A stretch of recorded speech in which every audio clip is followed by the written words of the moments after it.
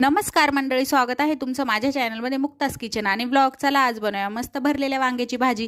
इथे मी 2 मोठे चमचे शेंगदाण्याचा कूट घेतलाय. त्यामध्ये मसाले ॲड केले, हळद, लाल मिरची, काश्मीरी मिरची, धना जिरा पावडर, गरम मसाला आणि चवीनुसार मीठ. थोडीशी कोथिंबीर टाकून मसाला मिक्स केला. फोडणीसाठी कढईत तेल घेतलं, कढीपत्ता टाकला आणि अद्रक लसूणची पेस्ट टाकली. पेस्ट जरा वेळ आपल्याला परतवून घ्यायची. त्यानंतर लगेचच आपल्याला वांगे ॲड करायचे.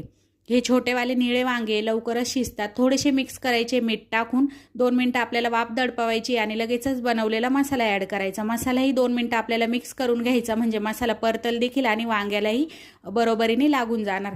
त्यानंतर थोडंसं पाणी टाकायचं आहे, वांगे बुडतील एवढं झाकण ठेवायचं आहे. 10 मिनिटं कमी गॅसवर भाजी उकळवून द्यायची आहे. खूप छान अशी मस्त तर्रीदार भाजी तयार होते. भाकरी संग, भातासोबत, चपातीसोबत, कशाही सोबत तुम्ही मस्त खाऊ शकतात.